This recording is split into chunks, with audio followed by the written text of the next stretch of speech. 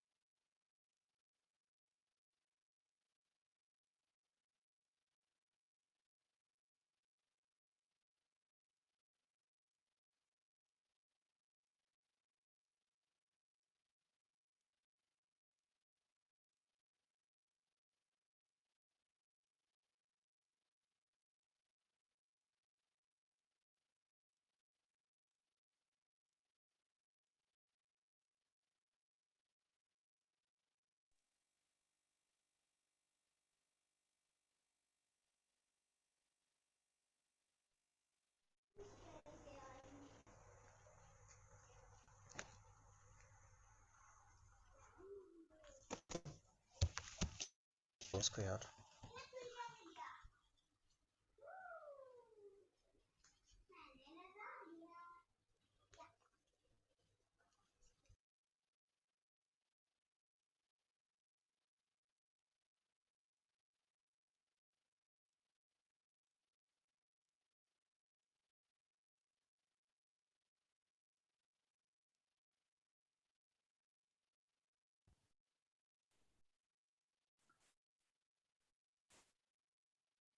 Hello. Good afternoon to everybody. Good afternoon, sir. Good afternoon, sir. Yeah, good afternoon. And very soon, I think Dr. Brajesh will be joining us. Then we can start the workshop for fifth day. Good afternoon, sir. This is Dr. Arun, sir. Hello.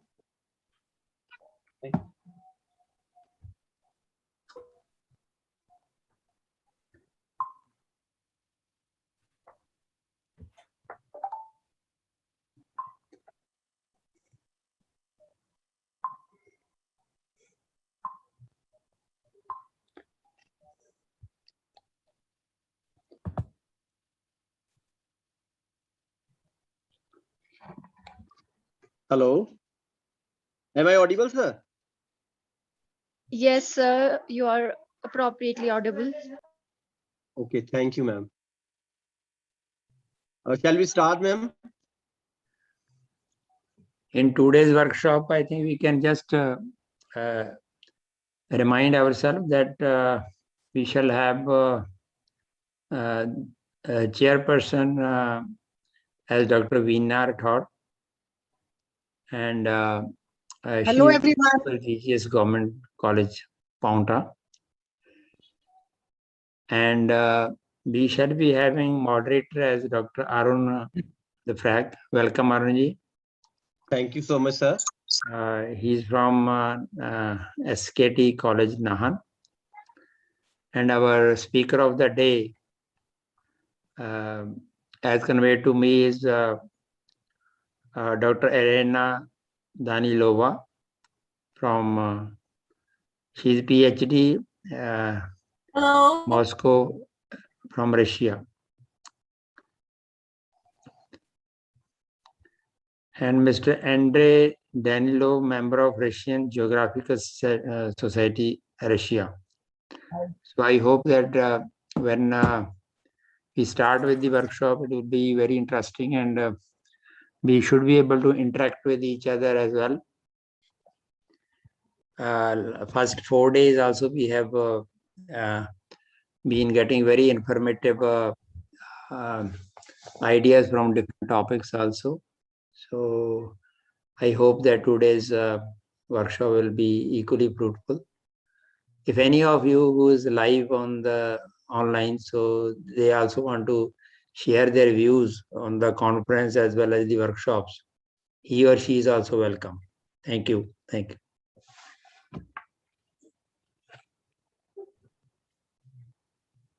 Okay. खूबसूरत से एक पल का किस्सा बन जाता है, जाने कब कौन जिंदगी का हिस्सा बन जाता है। कुछ खास लोग मिलते हैं जिंदगी में, जिनसे कभी ना बिछड़ने का रिश्ता बन जाता है। आदर, अभिनंदन, आभार, नमस्कार, आदाब, सत श्री अकाल। Hello, a very warm welcome to this beautiful, wonderful, auspicious day. This is the 5th day of this international workshop, and this is the pre-conference workshop, and I want to extend my heartfelt welcome to all the teachers, students, professors, guests, speakers, chairpersons, and I'm Dr. Arun, and today I am the moderator for this pious day, and we have today we have the Dr. Veena Rathore as chairperson of this session, and with her we welcome you, sir. We welcome you, ma'am, and we have guest speakers, Dr. Irina Danilova. She is a PhD from Moscow, Russia, and next is Dr. Andrei Danilov. He is member of Russian Geographical Society, Moscow, Russia. So this is the 5th day of international workshop. As you know that this pre-conference workshop is we are working on the theme Indian culture, science and tradition.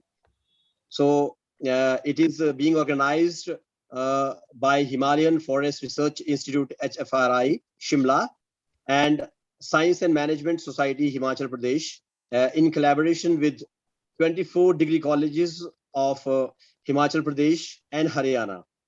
So I'm also thankful to Dr. Brijesh Chauhan, the coordinator of this workshop and the conference, to give us the opportunity and the platform to interact with so many people, scholars and academicians from different fields and across the world. So before going further, I want to speak some lines about the culture, Indian culture, science and tradition. So as everyone knows that India has a diverse and distinct culture that has been developing for thousands of years and varies from region to region. So India is considered the birthplace of some of the world's religions like Buddhism, Hinduism, Jainism, and Sikhism, etc. So as far as the languages are concerned, being the world's second most populous nation after China, India has an extensive range of languages. Then we come to architecture. In architecture, it is an evident fact that the Taj Mahal is the most well-known example of Indian architecture. So in that way, Indian culture is unique, and although the modernity has occurred over the years, the people of India still remain rooted in their rich architecture.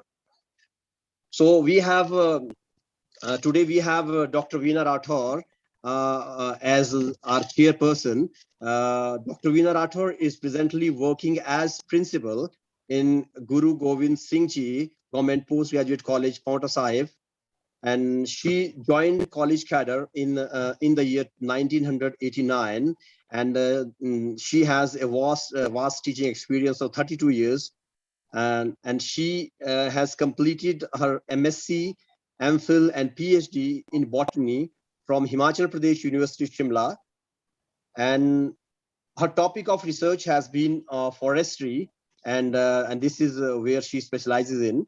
And she has spent 25 research papers, which have been published in various national and international journals of immense repute.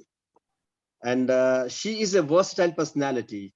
And under her able and dynamic leadership, the college, government PG College, Port Sahib, it has been touching new grounds in the field of education. So I welcome you, ma'am. Thank you.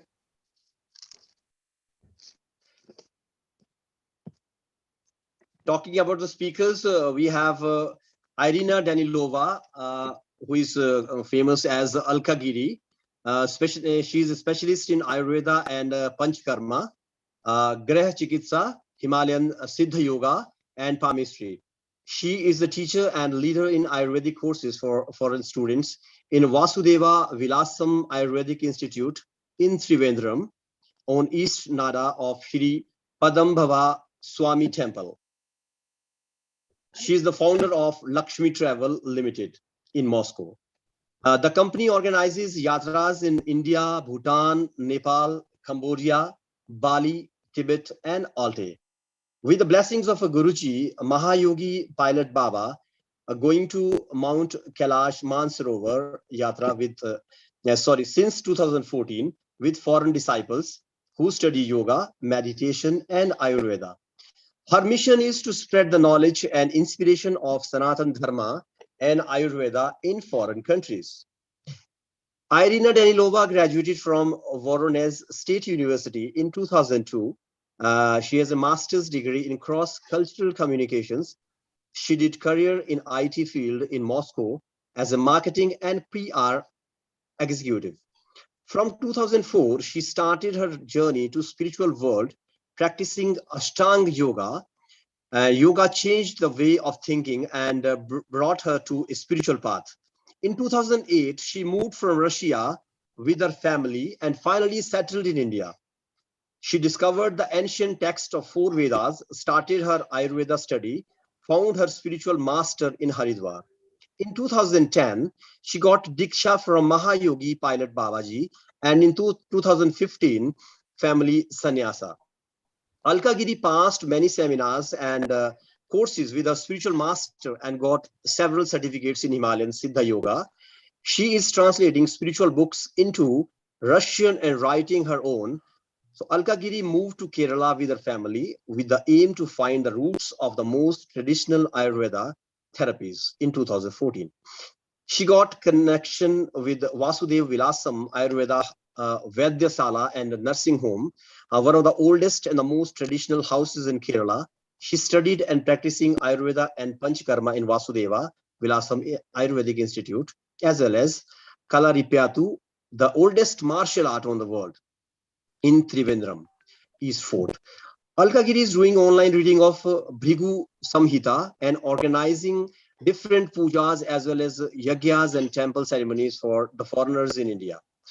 In Russia, Moscow, Irina opened her Ayurvedic center and creating an ashram and retreat center in Altai on the footstep of holy Mount Belukha. She has got many disciples from different countries, especially in Russia, Germany, France, Switzerland, etc. So it's a very brief and very impressive profile. I welcome you, ma'am. We are fortunate to have you here. Hello, welcome. I'm really happy to see all of you. Now we are in Moscow, Russia. A few weeks ago, we came back from India. We did the yatra in Shakti Pithas around Himalaya, Assam, Uttarakhand, and Haridwar also. So this time we would like to speak about actually Russia and then invite all of you in Russia. And if possible, first of all, I would like to give a word to Andrei Danilov. He will explain everything. And after that, I will just tell you about Ayurveda and yoga in Russia and about our Russian habits and healthy lifestyle. If possible, Andrei will speak first. Yes. Okay, So of course, welcome, Dr. Irina. You both are at same place, so you can do it turn by turn, and our participants, they will ask questions also. So anyone can start. Arun sir. yes, yes, sir, yes, sir, yes, sir.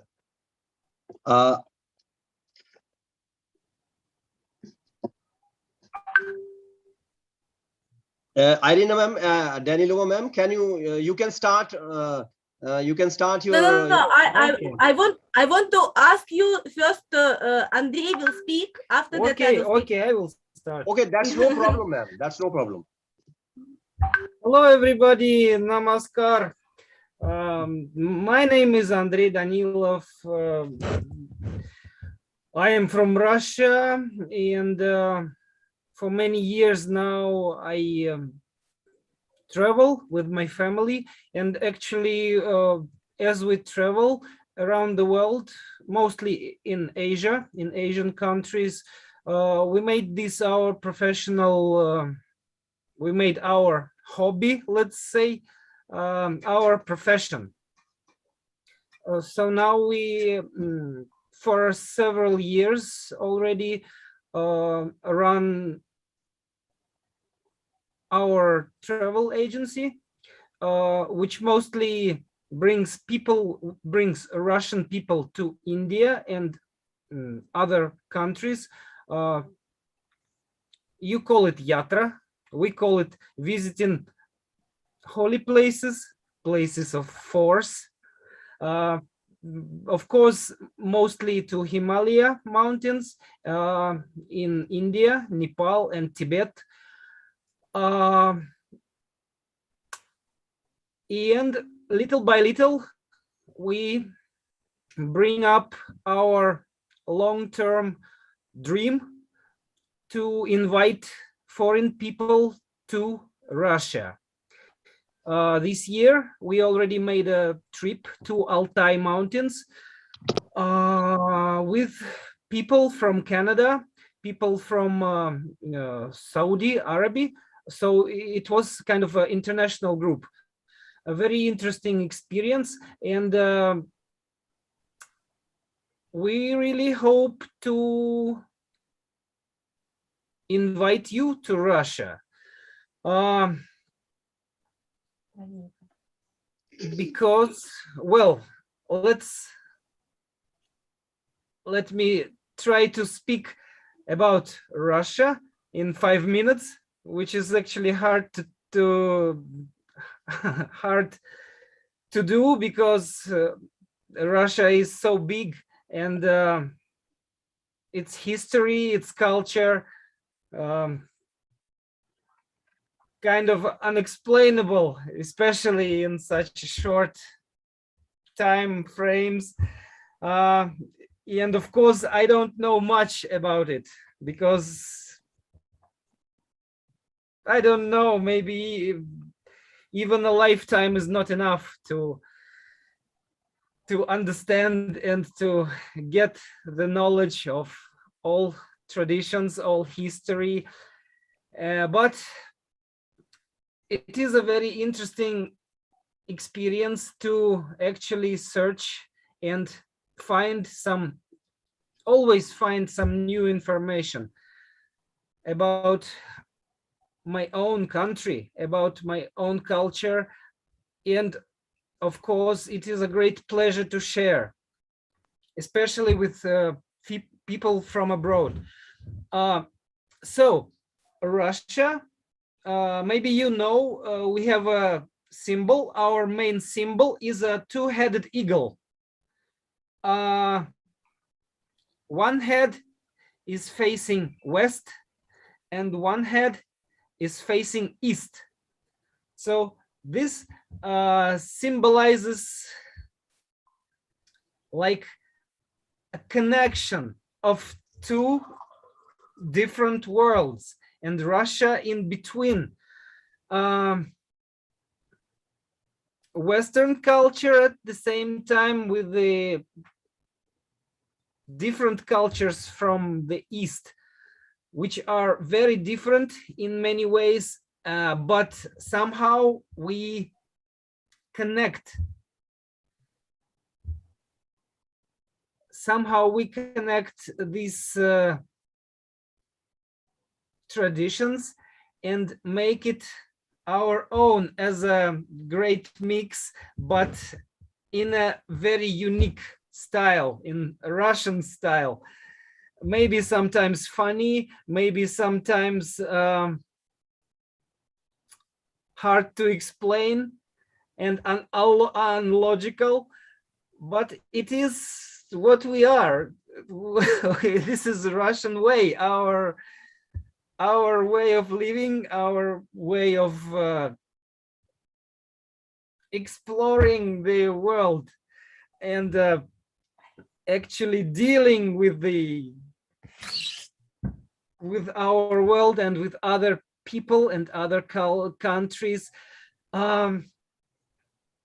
Of course, Russia and India has many connections from ancient times.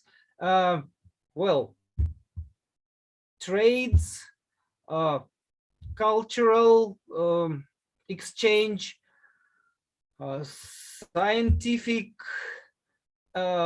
like from really old times, and at the presence of the Soviet Union, which is now gone, right? We are now living in a modern time. We are Russia back, and some other countries like Ukraine, Belarus, and many other republics, we call them. Now they are separate states, but altogether, actually we still share Russian culture altogether. This is not only a Soviet legacy. It is also has roots way back in time. And I know that Russia and India are great friends. Hindi Rusi bhai bhai, you say, and we say, we still remember it.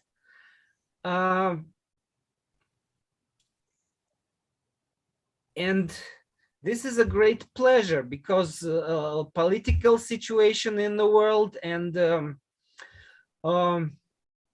well, some other difficulties in understanding between different nations, different cultures are sometimes not about people, right? But about news, about some forces that try to, I don't know, make people angry at each other. And I'm happy that India and Russia are great friends, and we hope that it will last and grow stronger. Well, but I think I'm speaking too much of politics and going out of my topic, of our topic.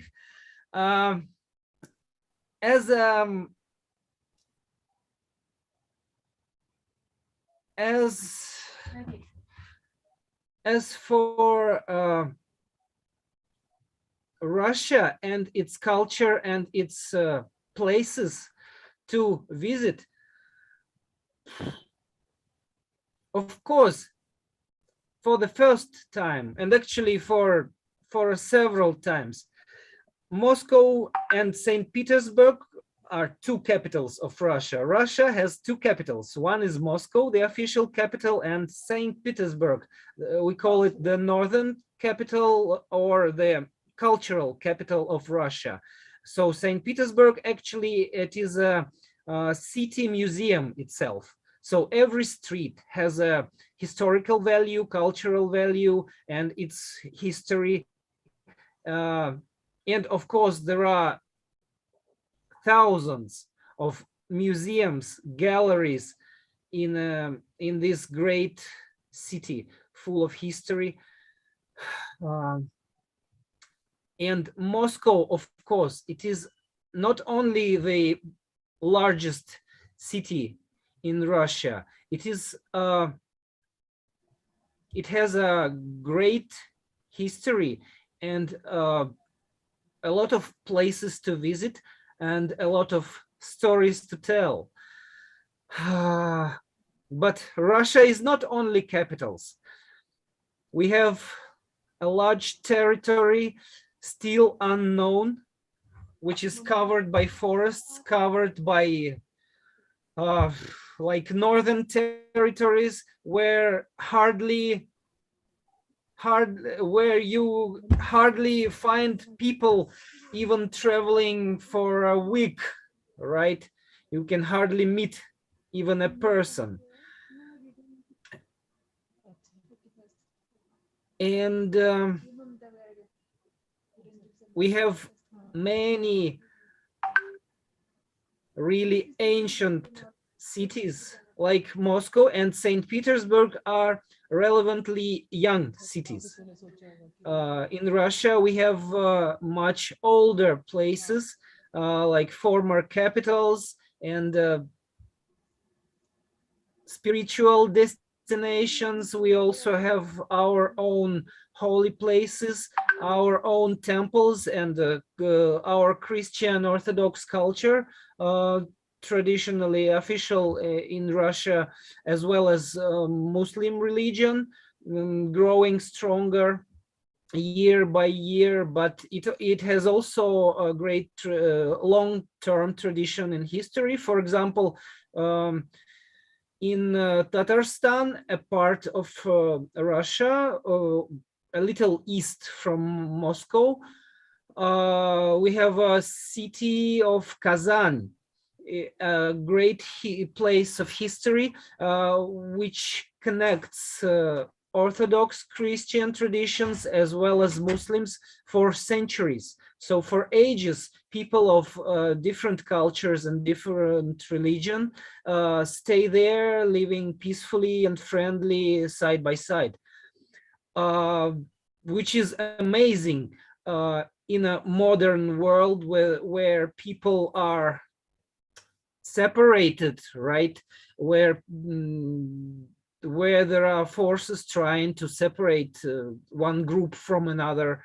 And this is not only about Russia, it is kind of a trend for the world, unfortunately. But still, people who has consciousness, right? People who understand, they keep it alive. They keep connections, let's say, human connections, human relations based on peace, kind communication, and helping and understanding each other. So this is all about Russia, because Russia is traditionally a multicultural place because we have many nations, many tribes living together for ages. Of course, we have and had and still have some hard times between some ethnical groups, but somehow we go on, somehow we do it. And well, this is life, this is how it goes. Yes, as I start to speak,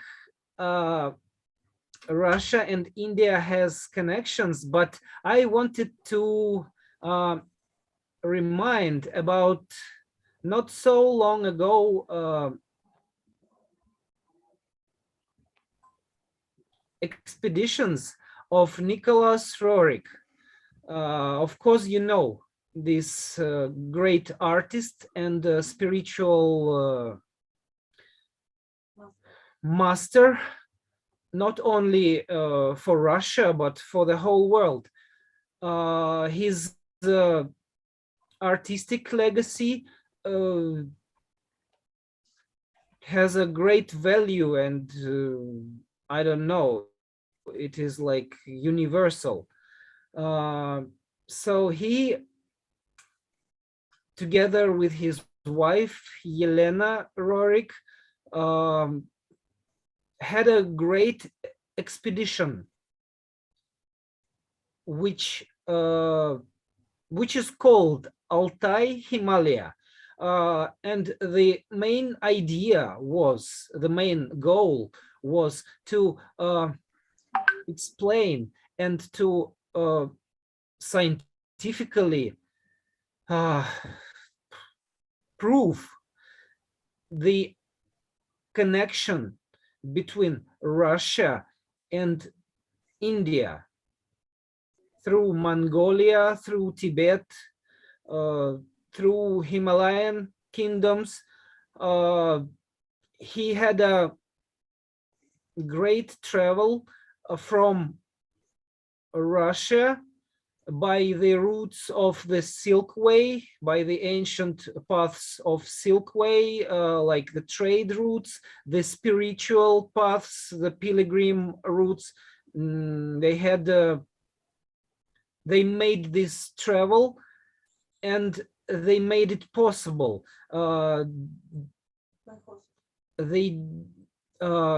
But of course, they had many troubles, especially with boundary crossing. So they had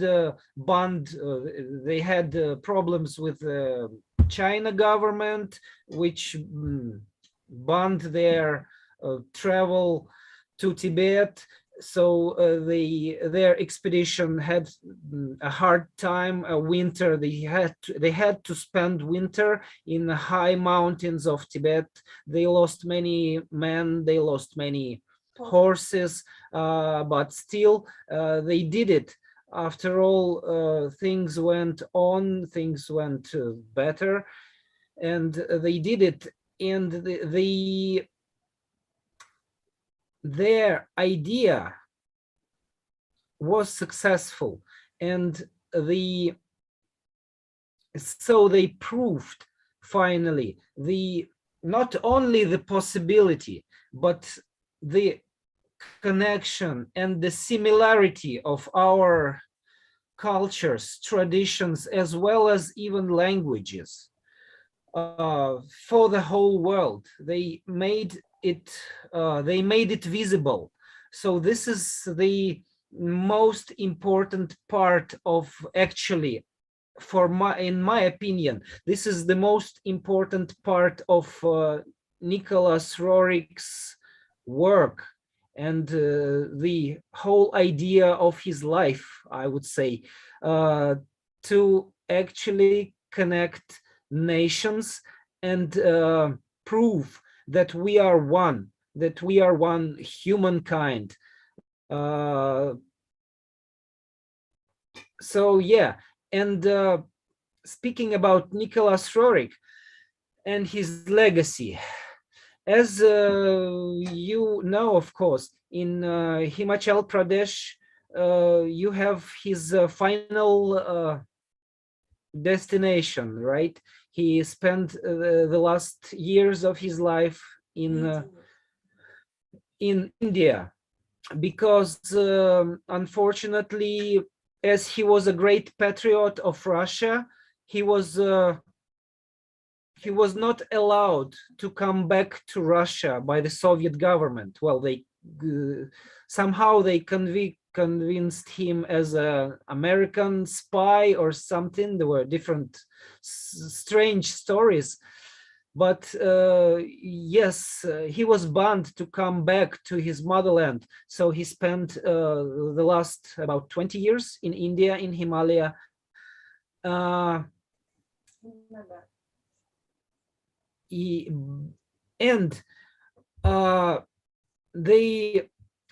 But the starting point of his expedition, of his Trans-Himalaya, Trans-Tibet expedition, was Altai, the footprint of Mount Belukha, which is actually the highest mountain in Siberia. We call it the crown of Siberia because of its shape. It is like a white shining crown. if you see the pictures, or hopefully you have a chance to see it by yourself with your own eyes. It is a really amazing place, and it has a great energy. Of course, in Himalaya you have beautiful mountains. In Altai it is a little bit different. It is more like Tibet and Himalaya at the same time. It is hard to explain, and also it has its own precious experience. I don't know, it's hard to tell in words. You have to experience it by yourself. You have to come and see it. So at the footprint of Mount Beluga, there is a small village named Verkhny Uymon, where Rorik's family stayed for a couple of years, and they had they made a lot of beautiful paintings, got some books at that period of time, and actually they were really deeply investigating the traditions of Altai region, which is also shamanic, pagan, and Christian at the same time as Buddhist and Vedic, which is a really interesting mixture. And also different people live there for ages, side by side. The local nations, the Altai tribes, and also Russian people from different parts of Russia, which were deported there by the governments at different time. We had this, unfortunately, we had this practice for imprisoned people, but not exactly in prison, but to force people to move from their places and to bring them to unknown, uninhabited places to actually survive. And in Siberia, we had hard winters with temperatures like -40, -50 and degrees Celsius, but with hard winds. And as you can understand, if you don't have a house with a proper oven, right, with a place to get warm, it is almost impossible to survive in such conditions. And in these situations, many people who were deported in terms of their religious beliefs, which people who did not agree with the political and like new religion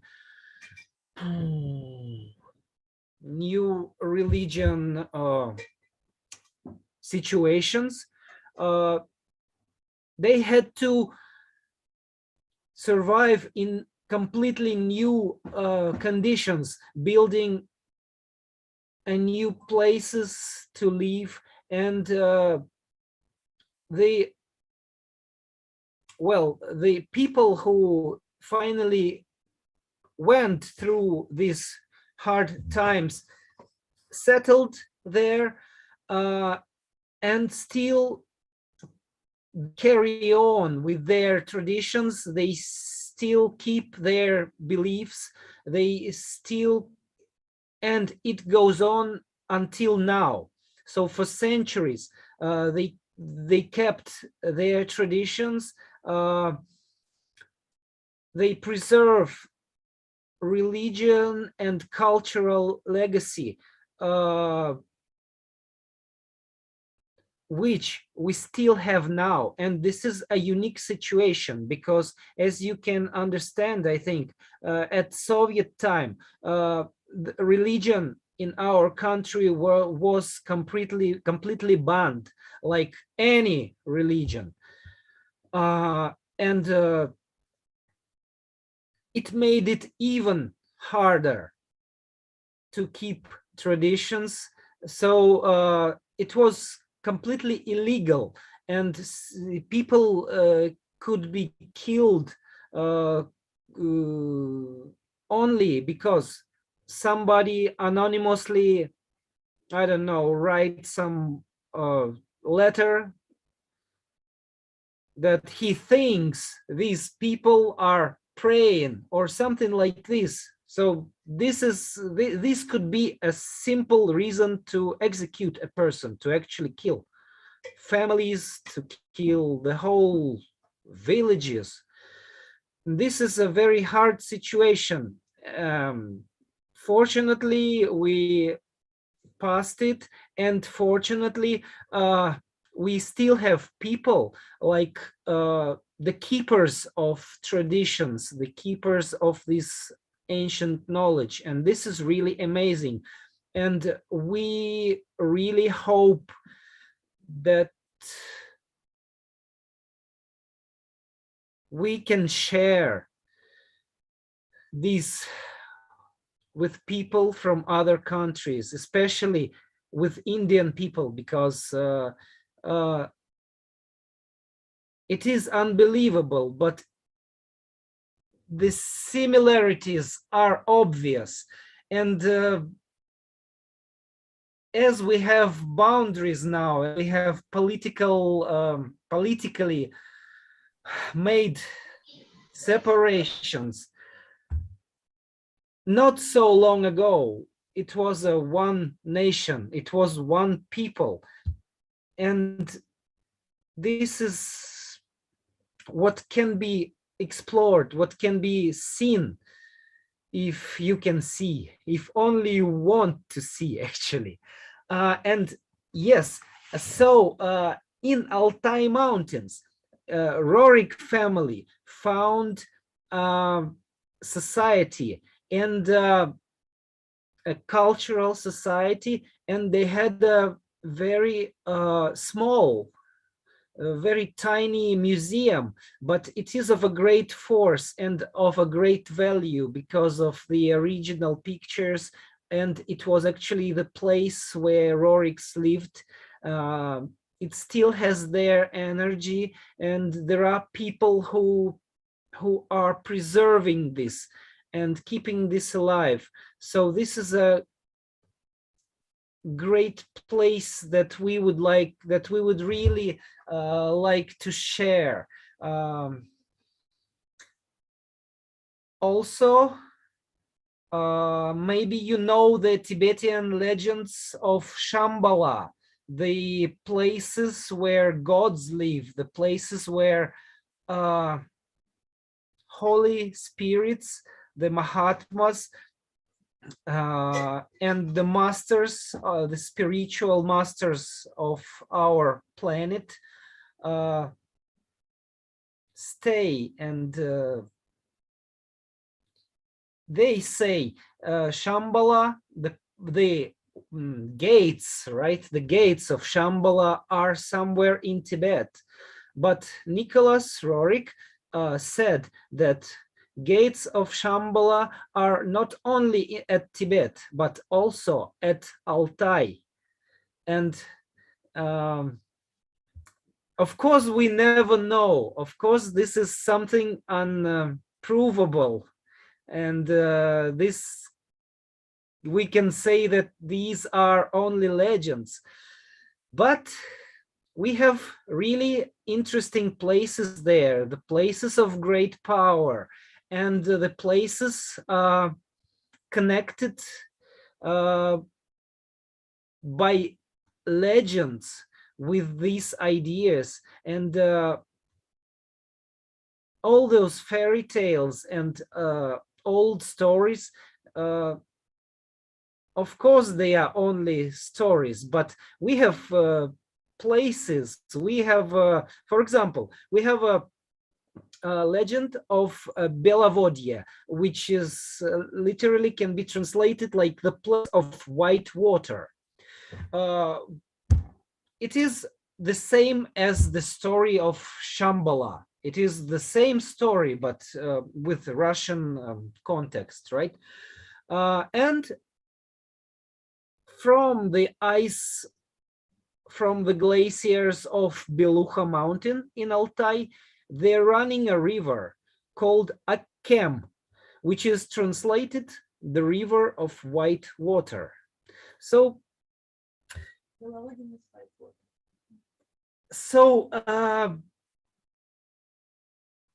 I don't know. I think I already spoke too much.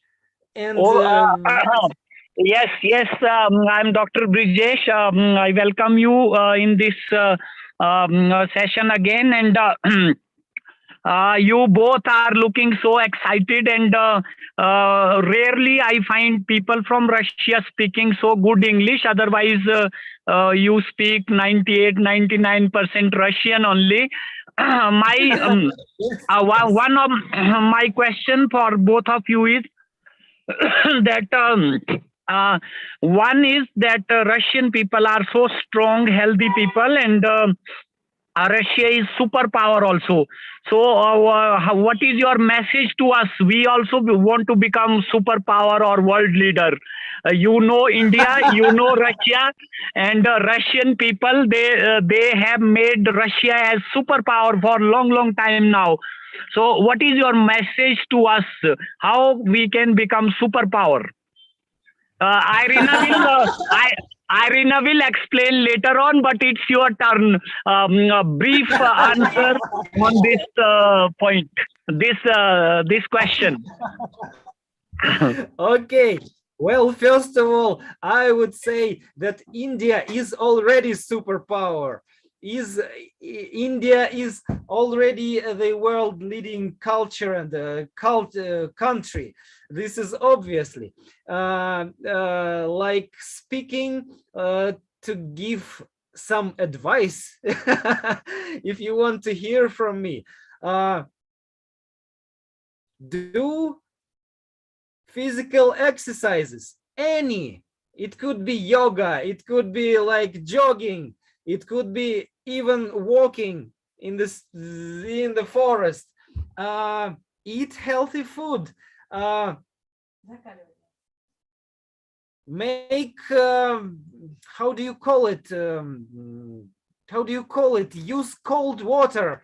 One basket overhead every morning, which brings you health and strength.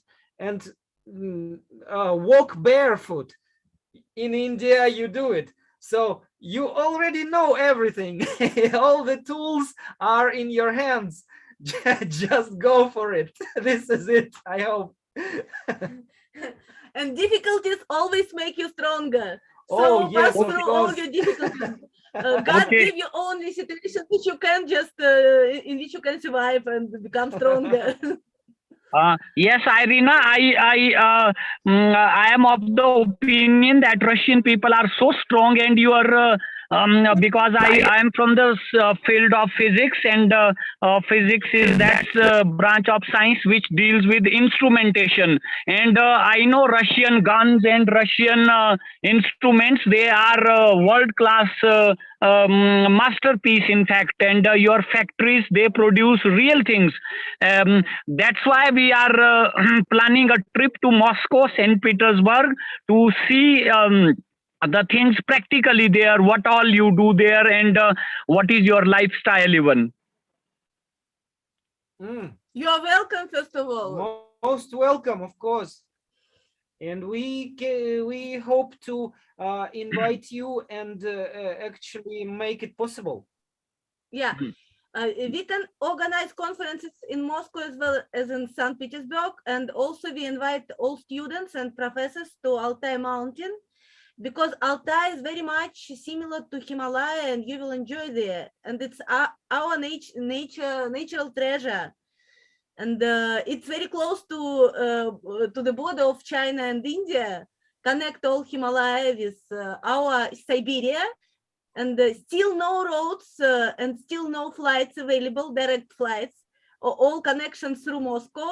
But in future, we hope so they will connect somehow, because by the map it's very close. Okay. And It's which our time is Siberia. and which time is better to visit your country, particularly Moscow and nearby area, St. Petersburg even? Better summer. The summer is the best, like starting from May and until October, I would say. The best way, because of well, if you wish to really experience Russian winter, which is also amazing, of course, the like January and yeah, like Christmas and New Year time is the best, especially with all those decorations, and we have amazing light shows here. All city full of lights and shows and the This green is trees. like a separate kind of a special experience, the winter Russia. Winter Russia, But it's yes. cold. A few years But it's cold, yes. That's also good, because I have heard that many people of the world, they visit Russia during winter even to experience cold. Few years back when I was in London, UK, we have gone through -10, -15 degree temperature, and even then people were walking and they were doing normal things. But in India, we are sometimes feel that if it's 0 degree or less than that, then life is difficult. So maybe we will visit your places when temperature is -10, the problem in India, you don't have central heating. We are in Russia, we have central heating. That's why it's not a big deal for us. It's cold Okay. outside, but very warm inside the houses. Yes, I have heard that Yeah, in Moscow, many millionaire, billionaire people, they live in Moscow, and they have very high lifestyle also. So we will find that thing also there with you, and we will observe things closely. So now it's time for some participants to ask some questions. Then Irina Danilova will come to speak. Thank you. Thank you. Okay, thank you. Sir, Yes, I have Arun. one question. Arun sir, now you can coordinate for question answer session. Good afternoon, Okay, sir. Okay. So can I ask? Yes, of course. Sargam, please सबसे go ahead. पहले तो सभी को मेरा नमस्ते. Very good afternoon to everyone. Good afternoon, sir. Sir, although I accept the fact that Russia is a superpower, but if I ask you that what Russia should learn from India, or what you want your country should learn from India, what would be those qualities, or what would you learn from India? Can you please elaborate? Many things we need to learn from you. Okay, before you answer, sir, let me elaborate that few months back when we met in a conference in India, Irina told me that India is ocean of knowledge, and sometime we come here to pick a drop of that knowledge, and then we do big things out in Russia and maybe in other parts of world. Yoga, Ayurveda, and many other things. They are our premium things in already into. Now it's your turn to respond. These are great words, actually hard to add something. In my opinion, the most important thing about India is that you really keep your ancient traditions. You really are connected with your roots, which is amazing, and which made it possible to like this connection to your ancient roots make possible to develop, make possible the evolution of people, the evolution of mind, and the evolution of knowledge, of science, of culture, which we unfortunately have less. Many centuries and many times in Russia we cut ourselves from our own roots, and this is a very sad thing. And little by little we come back to our old traditions, old ways, but some things are already gone forever, unfortunately. So as to answer to your question, the most important thing for me to learn from India is to actually be connected with our own roots, something like this.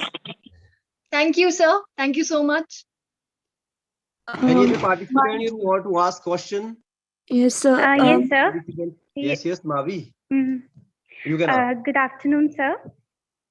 Hello. I'm Avi Sapolia. I'm from Jammu.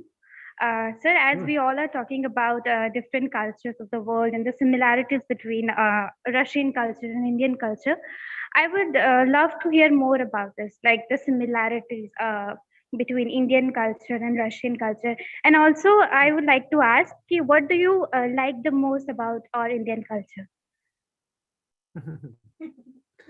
The similarities starts from language, and this is the most strong and well, something that you cannot unsee, something that is so obvious. Like in Russia, we have Sanskrit roots of our language, as well as you do. This is not only words, this is not only my ideas or some modern, I don't know, modern fashion, fantastic science fiction stories. This is actually so obvious. So if you open a map of Russia, of any part of Russia, especially the Russian north, like Arkhangelsk, Murmansk, etc., we have so many Sanskrit,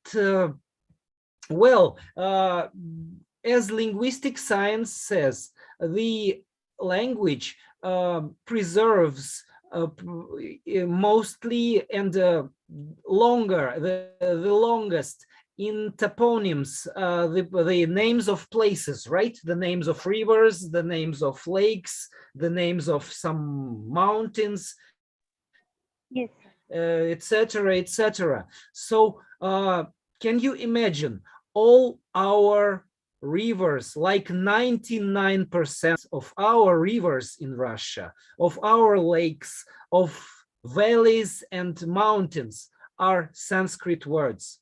For example, one of our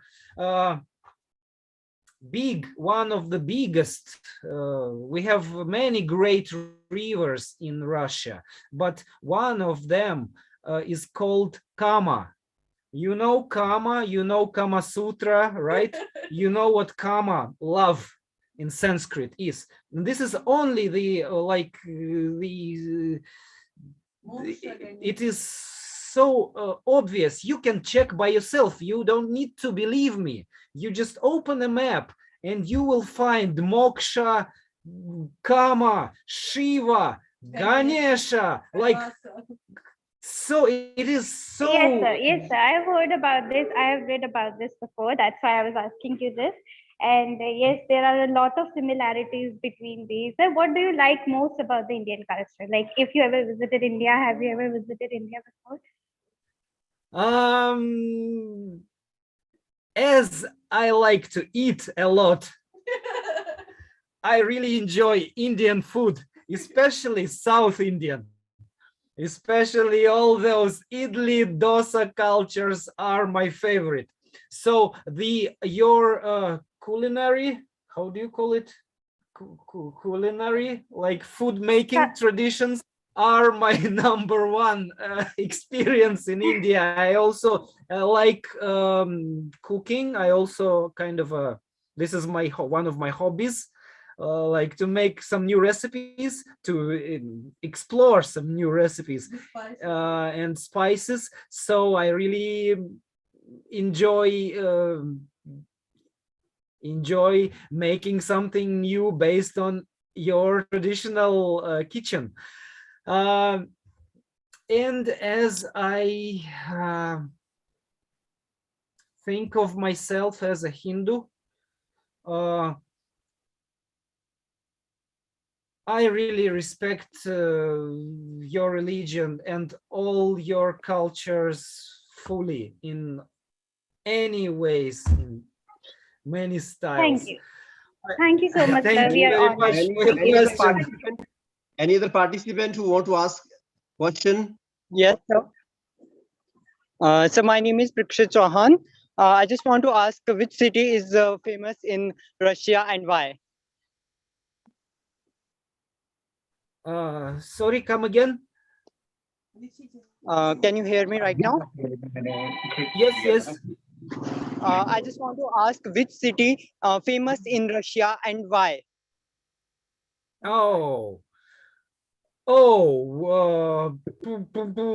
This is a very hard question because many cities are famous for something big. And also in Russia, every city has some small stories which made them famous all across the country and maybe even worldwide. For example, my hometown is Voronezh, which is 500 kilometers south from Moscow. And when I was young, when I was a kid, they made a cartoon like the kitten from Lizukov Street, and this is like actually the street I lived all my life in my hometown in Voronezh. And because of this cartoon, which became popular in Soviet Union and after that in Russia, everybody knows. Before my hometown, well, it is quite big, but not as big and not as famous as many other cities in Russia. So not many people heard about my hometown. But after this cartoon was published, everybody knows. Like I'm saying, I'm from Voronezh. They say, oh, we know this cartoon. And sometimes I even had this this pari, how do you call it, when we bet, like some questions. They don't believe that I have in passport, I have this address with this street from this cartoon. This is one of the examples, okay? And of course we have I said, I started speaking about St. Petersburg, which is a really amazing place. I think one of my favorite in Russia. As we settled in Moscow, I still really love St. Petersburg. Because of its museums, because of its traditions, and because of many questions. Because actually in St. Petersburg, we have many strange things. We had many unexplainable things. For example, its architecture, which is Greek or Roman, and the technologies we still cannot rebuild, we still cannot copy all those great buildings, all those great monuments which St. Petersburg has. And as the official historic science date St. Petersburg like to the times of Peter the Great, Peter the First, the Russian Tsar, who officially was a founder of St. Petersburg. Many explorers, many historians, many enthusiasts actually doubt the official historical version of St. Petersburg because it is so strange and it is so unbelievable. Like, for example, St. Petersburg officially was built fully, completely for only 40 years. Can you imagine? It is only words now. If you, when you come to St. Petersburg and you will see its glory, its massive structures, I don't know. We cannot even copy this. We cannot even copy even a small part of it these days. But this is the strange legends of the city. For example, it is not quite official, but it is there, and the questions are there, and there are no official explanation to some places and some. I don't Okay, know, let's have. Okay, thank you. Just Let's have one more question, last question, and then it's turn of Irina Danilova. Then last question. Yes, thank you. So, Dr. Lapsing, sir, wants to ask a question, sir. He has raised hand. Yeah. Good afternoon. I'm Dr. Lapsing. Actually, it is very nicely, dealt with by Mr. Andre. Thank you so much. And you have told us many interesting things about Russia, and everybody probably now is hoping that when at the earliest he or she can visit Russia, So my point was also related with that. It is related with culture. Like, without the family system and the marriage system, you cannot talk of culture, I mean, it is incomplete. So would you like to explain what is the system over there, marriage as well as the family system in Russia? Or maybe in parts of Russia, I mean, it may vary from within the country also. So whatever you know, kindly just explore a bit and share it. Thank you. Okay, thank you for your question. Speaking about the family life, family system, like family traditions, the traditional way of life, right? And keeping families and marriage in Russia. As I said, unfortunately, centuries and years, we were cut from our roots, and little by little now the traditions are coming back, and there are people who actually made a great work to bring back the traditions, the origins, I would say, of Russian culture and Russian way of life, which is in many ways similar to Indian, which is unbelievable, which is really hard to, I don't know, hard to connect, hard to explain.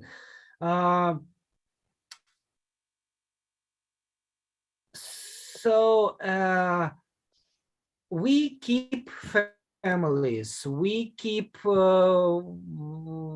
stick together with our relatives, with our mothers and grandmothers, our grandparents, parents and grandparents. Of course, now we are a modern world country, and especially in big cities, well, everybody is kind of a separate, right? Trying to live like more Western way, I would say, where everybody is living separately. But traditionally, Russia has big families, like 10 to 15 kids in one family was normal,